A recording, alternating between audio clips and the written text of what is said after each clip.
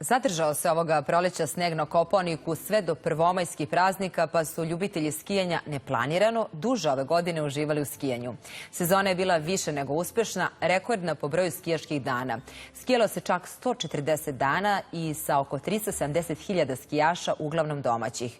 I skoro da u skijalištima Srbije nisu stigli ni da saberu rezultate, stigle letnja sezona koja na Kopaoniku počinje sledećeg četvrtka kada skijališta Srbije počinju sa letnjim režimom rada. O svemu tome razgovaramo ovoga jutra sa Dejanom Čikom, generalnim direktorom skijališta Srbije.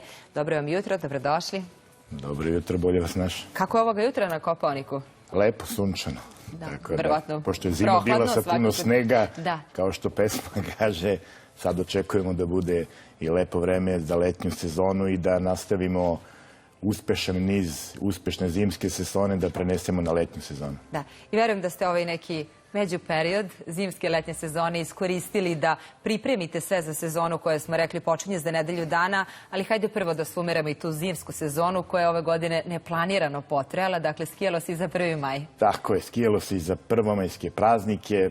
Mi smo prošle godine nešto ranije prekinuli sezonu, ove godine se produžila, bilo je dosta snega. Radili smo stvarno u veoma vrlo odgovorno i naporno pod svim mogućim merama kako bi se skijaši osjećali bezbedno. Kao što ste i rekli sami, znači sezona je trajala nekih 140 dana, 137 dana na Kopaoniku, 100 dana na Staroj planini i 95 dana na Torniku. Koliko to 5 meseci na Kopaoniku? Tako je. Pa eto, to smo nadoknadili smo ono što smo prošle godine radili skraćeno. Tako je. Dobro, svakako odazvali su se domaći skijaši, vi ste bili odgovorni, nije bilo lako ni organizovati posao u ovim uslovima. Nije bilo lako organizovati, domaći turisti su tu prevladavali i mi smo pokazali i onima koji su sada možda prvi put bili na Kopaoniku, koji su svoje zimske sportove upražnjavali po zemljama po Evropskoj uniji, da smo u principu u rame uz rame sa svim tim evropskim centrima i da možemo da ponudimo sve što i oni nude i da ćemo uspeti i ove naredne zimske sezone da ih zadržimo, da će biti naši gosti na našim planinama. Pre nego što najavimo i novu zimsku, počet ćemo od letnje sezone. Znamo da je tokom ove zimske počela se radom gondola Brzeće. Koliko ste prevezli skijaša? Imate li te podatke? Uopšte šta je donela? Koliko vam je olakšala posao i uopšte skijašima da brže dođu? Svakako. I doprineće razvoju opštine Brus i Brzeće. Gondola je startovala sa radom 13. februara i za taj period za koje je radila prevezla je nekih 50.000 skijaša i bordera, što je impozantan broj. Tako da, a kao što ste i sami rekli, mi kada završavamo, kod nas praktično i nema pauze, znate. Radi zimska sezona, rade remonti, sad smo praktično ispojili letnju sezonu, svi sadržaji su u funkciji. Mogu i da napomenem, već naši gosti to i znaju šta je sve od sadržaja na Kopaoniku i na Torniku i na Staroj planini. To su bob na šinama, Avantura park, zipline, najduža veštačka staza za skijanje na Kopaoniku, tako da ko želi da održi formu skijašku i tokom letnje sezone može i to uraditi na Kopaoniku. Žičara će raditi do Pančićevog vrha, da li će gondola raditi? Radit će i gondola i radit će i Karaman greben žica, tako da svi oni koji se prevezu gondolom do malog Karamana iz Brzeća prošetaju i zatim se mogu spustiti u centar sa gondolom Karaman greben. Da. I sa kakvim kapacitetima raspolažete u letnjoj sezoni? Koji još sadržaj mogu da očekuju oni koji se odluče? Pa to su vožnja i bajkova, kartovi, vikend, kako da kažem, vikend ture, piknici, tako da mi ćemo za sve korisnike naših usluga imati i određene popuste koji će biti u iznosu oko 20%, ali o tome ćemo obavestiti sve naše korisnike usluga, tako da jedan kompletan paket za aktivan letnji odmor na planini.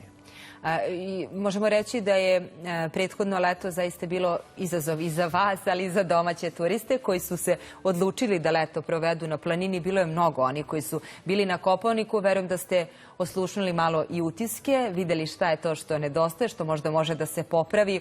Prosto to je bila prva neka jača letnja sezona na planini kod nas. Nama je to bila najjača sezona. Leto 2020. je bilo 3 puta bolje nego leto 2019. godine, znate. Ali mi se sve vreme našeg poslovanja trudimo da pratimo te trendove koji su u svetu, gde je letnja sezona na planinama identična, ako nije i bolja nego zimska sezona, jer vam je veći broj korisnika usluga. Tako da se mi trudimo da svake godine nešto novo napravimo i da tu letnju sezonu podignemo na zavidan nivo. Rekli ste što se tiče popusta, promo vikenda, to ćemo nešto kasnije, je li tako, najaviti? Da, to ćemo najavljivati, to već znaju naši gosti i na našem sajtu i putem medija, tako da bit će svega, za svakoga po nešto. A za sam dan, dakle sljedećeg četvrtka, to je 17. je li tako? Da, to sam zaboravio da kažem, da letnja sezona startuje 16. juna na Torniku, a 17. juna na Koponiku. Dobro, da li su besplatni sadržaj tog dana? Prvi dan, kako tradicija je da su i zimi i leti besplatni sadržaj tokom otvaranja i zimske i letnje sezone. Znači, 16. i 17. svi sadržaji besplatni na planinama skijališta Srbije. To je baš lepo. Onda hoće li biti i tradicionalne humanitarne trke? Šta je to još od nekih možda i sportskih dešavanja koje su planirane? Pa vidite, znate šta, imamo ono što stalno organizujemo, a neke stvari radimo i u hodu, tako da, ali svi će biti na vreme obavešteni, bit će tu, kao što i sami znate, kada se održavaju te humanitarne trke, veoma su i lepe nagrade, tako da bit će to jedno, ja se nadam, veoma uspešno leto i ove godine. Da. I sad kad prođe to leto koje će se, verujem, spojiti već i sa zimskom sezonom, šta je to što novo planirate za predstojeću, to je 2021-2022? To je, ona sezona startuje prve nedelje, prvi vikend u decembru mesecu, bar na Koponiku, normalno koliko bude snega i bude bilo mogućnosti da se pravi sneg, pošto mi imamo sistem za veštačko osnežavanje. Sad, mi smo tokom ovih godina stvarno mnogo uložili u naše ski centre. Ove godine sama ta investicija najveća u oblasti turizma, što je bila gondola Brzeće Mali Karaman. Za iduću sezonu planiramo mnogo toga, ali ja se nadam da ćemo uspjeti da još neke 2 nove staze odradimo za naše skijaše i mislim da će to biti dovoljno i da će nas razumeti u kakvim smo se uslovima radili i da nismo nešto mogli mnogo još da investiramo ove godine. Da. Sad da ne bude da samo govorimo o Koponiku, da spomenemo i ostale centre koje su nadležnosti skijališta Srbije. Tako je, to je Tornik na Zlatiboru i Stara planina. Svaki od tih centara je specifičan po nečemu. Znate, Kopaonik je ipak uglavnom za skijaše. Zlatibor je više posvećeniji leti nego zimi, ali i tamo mogu da se, mi smo i na Zlatiboru napravili jednu stazu od 2,5 km, plavu stazu, zatim ima gondola koja vozi korisnike usluga iz centra Zlatibora do vrha Tornika, tako da će se povećati broj turista, nećete morati da palite kola da dolazite, da skijate ili da se šetate po Torniku. I Stara planina koja je tradicionalna za porodični turizam i na Staroj planini postoji gondola, panoramska vožnja, šetnja, tako da ima za svakoga ko hoće, naći će. Ali pre svega toga treba da se čuvamo. Videli ste i vi prošle godine, bili ste svedoci toga da su se čitave porodice gubile na planini, da su svi nekako otkrili taj svoj istraživački duh, pa su poželi da odu na planinu, pa još nešto i da vidi. Bilo je mnogo nepredviđenih okolnosti. Pretpostavljam da su nadležni tu, takođe i momci iz Gorske službe spasavanja. Mi imamo saradnju sa Gorskom službom kako zimi, tako i leti, i sa doktorima, i apelujem i ovaj put da se pridržavaju svega onoga što je normalno, da ne istražuju, da malo smanje istraživački duh na planini, jer planina je čudo, tako da vrlo lako može da se izgubite i u letnjim uslovima. Dakle, pre svega dođite, onda se čuvajte. Kako bi zvučao vaš poziv? Dođite da provedemo i ovo leto na planini.